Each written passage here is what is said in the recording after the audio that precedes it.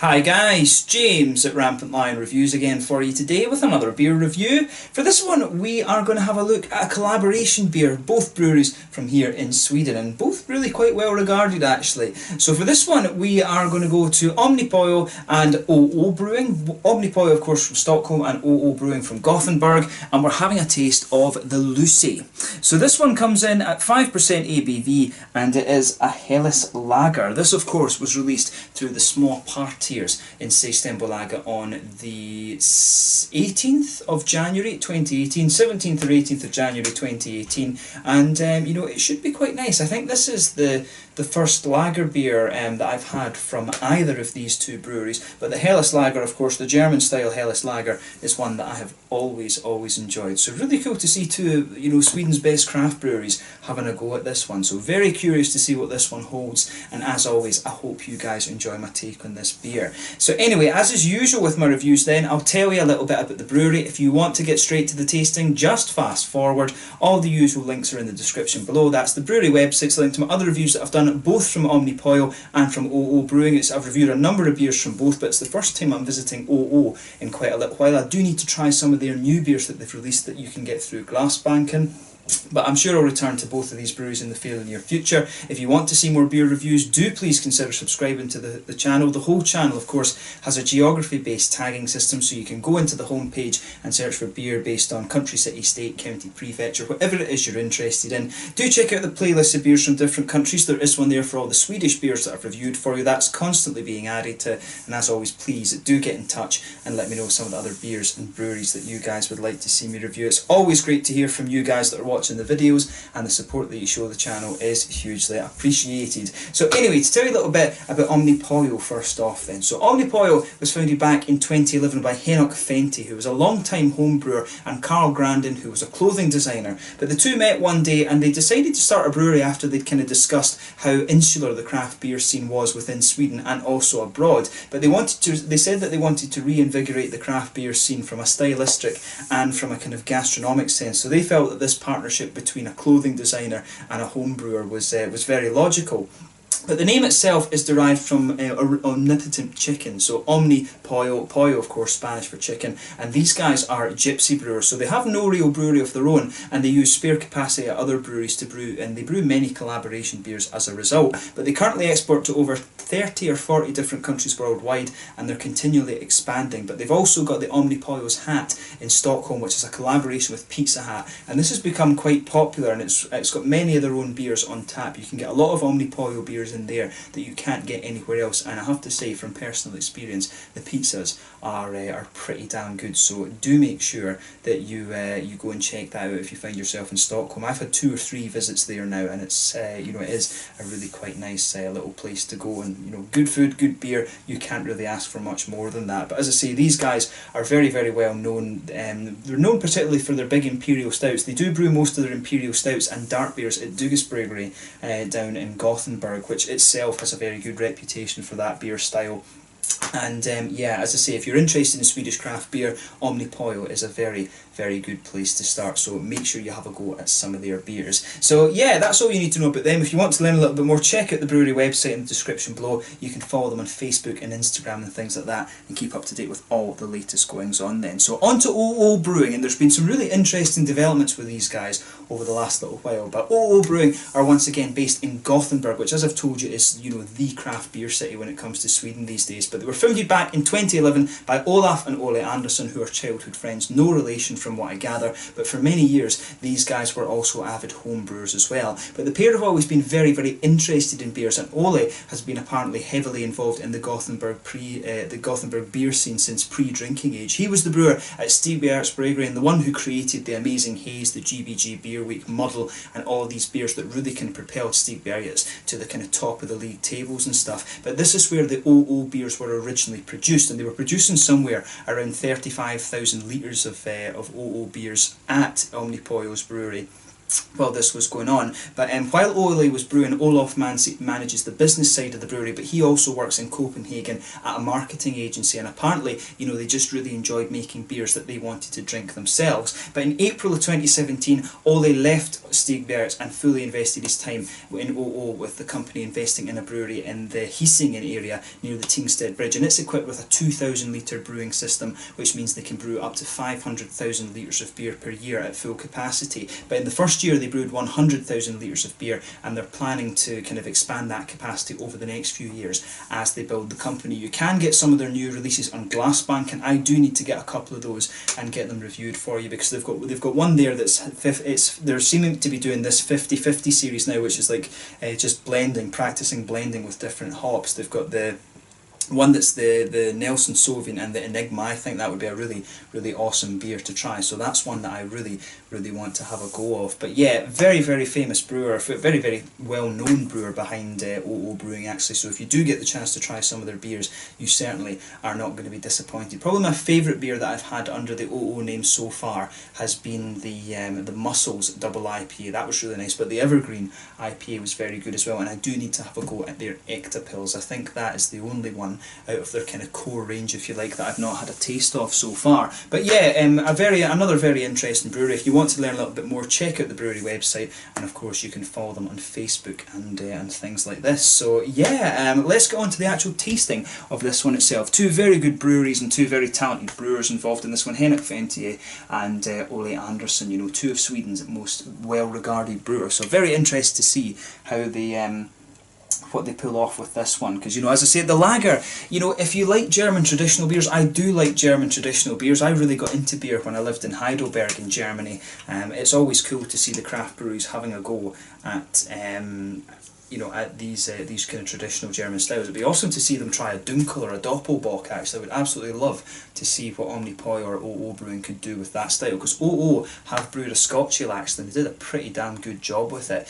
But yeah, let's get this one out then, and we'll get on to the tasting. As you can see, this one's a bit of a nightmare for the camera because it's very, very shiny, so you can see the reflection all the way around in this. That's my one complaint about this beer, is that the label is just not good for filming with, but it is a pretty cool design, I have to say. But yeah, 5% Helles Lager style beer, this one, 440ml can. You know, they're copying the American measurements. I guess this one is based primarily on the you know, the American pint. I think the American pint is somewhere around kind of 450 millilitres. But yeah, so as you can see with this one, it's poured pretty much as you would expect for a Helles to pour, although sometimes the Helles beer can be considerably more cloudy than that. If I put my fingers behind the glass, you can see this one's a really nice kind of pale golden straw colour. There's a solid finger and a half of quite a bumpy, I wouldn't say this is more of a frothy head, this one's definitely more of a bumpy head, but I would say it's pretty much a perfect white head on this one, but one or two big bubbles sticking towards the side of the glass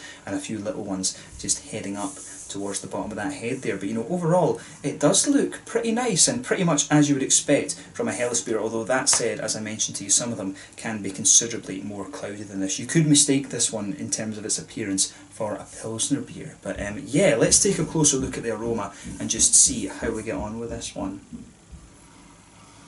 So yeah, the aroma with this, I was wondering if they were going to do like a really nice big kind of hoppy Pilsner with this one, but to me a big sort of hoppy Helles. But with this one, no, it actually just smells pretty much as you would expect. You've got a nice little bit of that kind of smooth white bready malt base in there, which is what you expect from the German beers. There's a little bit of a sort of almost corny sort of aroma to it as well, and some nice kind of sweet biscuity malts in there. It's definitely got a lot of Pilsner malt. You can tell that from the way these notes are the way it's kind of combining together. I think there's definitely a little touch of Pilsner malt in here, just to give it a little, and I suspect that'll be to give it just a little bit of crispness. But the Dunkel, the Doppelbocks, the Helles, of course, these are all brewed with lager yeast, which ferment at very low temperatures. I think it's around sort of 3-4 degrees that these yeasts will ferment at. I can't remember if that's, I think that's top fermented. But yeah, the lager beers usually ferment at very, very low temperatures, and it does tend to be the case that the Doppelbocks, the Dunkels and the Helles beers all use the same type of yeast. But yeah, this one, it smells really nice. In terms of the hoppy notes of this, it's got a very typical kind of German noble hop quality. I'd be surprised if there wasn't German noble hops in this. You get that very distinct, slightly sweet earthy character. There's a nice bit of floral aromaticity, some lighter grassy notes, and you have that typical sort of lemony, grassy kind of citrus that you would expect from this style. So again, nothing overly surprising from this beer in terms of the aroma. I was really wondering when they're saying it's a Helles lager, I was thinking they might have used, you know, like Mosaic or Galaxy or something like that in it to make it a slightly more fruity kind of lager, especially when you consider the two breweries that are in this and how much they love IPAs and things like that. But yeah, it smells like a very, very nice take on the lager style. So let's have a go at this one and just see how we get on. So this is the Lucy, a Helles lager beer collaboration between Omnipollo and OO Brewing, both from here in Sweden. Let's get stuck in. Slanja Skål.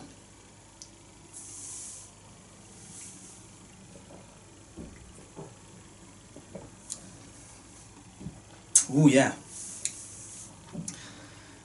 Now what I'll say about this one is it's actually very, very close to the German examples that you're going to get of this. And you know, this is one of the challenges for craft brewers these days, and I'm actually really enjoying this. You know, for so long craft brewers have been focusing on IPAs and stuff like that, and don't get me wrong, I really do like this style, but I wish that more breweries would do things like this and have a go at brewing the traditional German styles, or have a go at brewing the Belgian styles and the Czech styles and stuff like this. You know, everyone's brewing IPAs these days and stouts and stuff like that. Have a go at some of the German beers as well. German traditional beer is really, it really is very good. I love it. I absolutely love it. So to come across a lager beer like this that is brewed in Sweden but is very close to what you would get in the traditional German breweries is awesome. You know, the other one that comes to mind from Scandinavia, I had a very, very nice Doppelbock called Bockme from Abeltoft Gård Brewery, and also had their Helles as well, which was really, really good.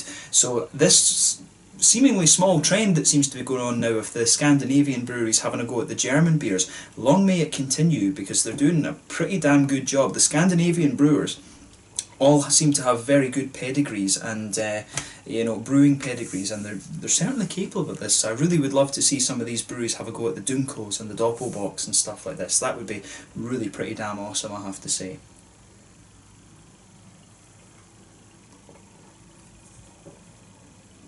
But yeah, this is a really nice Helles beer, as I say, very, very close to what you could expect from one that's actually brewed in Germany. So yeah, big thumbs up to both breweries involved here. It's very similar, as I say. The thing that's sticking out to me this one, it does have a little touch more of a hoppy bite to it, I think, compared to some of the other ones compared to some of the ones that I have had in Germany, right enough. But you know, when it's two IPA breweries involved in this one, it's not surprising. It really isn't surprising. But yeah, let's kind of focus on this one a little bit then. So in the middle of your palate, you can feel immediately it's just blanketed with this lovely kind of pale German sort of pale malty quality. That just blankets the middle of your tongue. Very, very curious to know if they've used the Weirmann malts from Bamberg in this one, because it does taste like a distinctively German malt. I always call it the Brauhaus smoothness that you get from these beers, and this one does have an element of that, but I think there's a little bit of Pilsner malt being used in this one as well, just to give the beer a little bit of crispness. If you go towards the front corners of the front of your palate a little bit, it's just like the malt base just feels that little bit crisper. It's almost if you've drank a lot of German Pilsners and Czech Pilsens and things like that, you really do get used to this Pilsner malt that they would have used in here, and you can definitely pick up that little, it's just a little thing in the mouthfeel. You can really feel that the beer just has a little bit of that crispness towards the front of the palate. In the centre of your palate, the further into the aftertaste you go, you can feel there's a little bit of a kind of sweetness just pushing its way out of this one. It's that typical sort of slightly biscuity, it's almost like a McVitie's digestive biscuit. It has that slightly corny and syrupy sort of flavour to it, and as you go further out from the centre of your palate, that gradually becomes more and just a little bit more grainy, and you can feel that just sitting on top of this nice smooth white, almost like German white bready malt base. And I've always said this, but the Germans are some of the best brewers, best bakers in the world, and I've always found that that's kind of been reflected in their beers a little bit. They always have this nice smooth kind of bready base to them. The Germans seem to do things very, very smoothly when it comes to food and stuff like that. It's almost in a way like they've got that they've got like quite, I don't know if it's right to say that maybe they've got a little bit of a mild palate, but anything you get from Germany food-wise, it does seem to be very smooth, and it's all about how these flavours mix together both in their cuisine and in their beers, and I think that's a pretty good way to go. This is probably why I took to the German beers when I was living in Heidelberg, actually.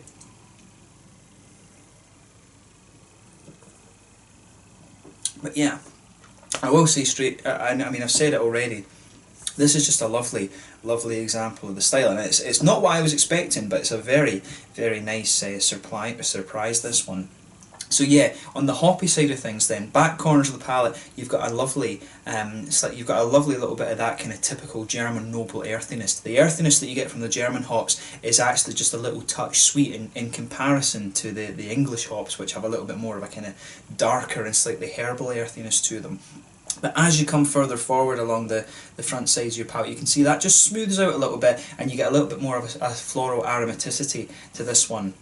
I would wonder if they've used a little bit of Hercules in this, and maybe that's what's given it a little bit more of the hoppy bite. I've always found the Hercules is a little bit, it's just got a little bit more of a bite to it. It's a little bit of a, I'm sure the Hercules is around like a 6 or 7% alpha acid hop, whereas the regular Tettnanger and Hallertaus I think are around the sort of 5%, the sort of 5% alpha acid. So I do wonder if there's a little bit of Hallertau in here.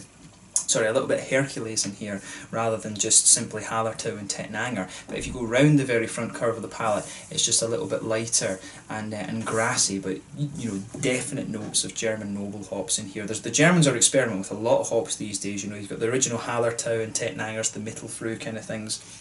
Mittelfrüh varieties from both of those hop regions, and you've also got the Hercules and things like that as well. Perl is another one I'm sure is from Germany, and that's kind of it's like Hercules as well. It's a little bit more kind of spicy and has a little bit more bite to it. But there's also the Mandarina Bavaria, which is a little bit more kind of juicy and things. But I'm pretty sure it'll be either Hercules or Perl that's in this one, just because of that slightly bigger bite that that the beer has. But there'll definitely be some of the original hops in there as well. But this is, as I say, it's a lovely example of this traditional German style, and really, really cool to see that the Scandinavian brewers are starting to have a go at these now.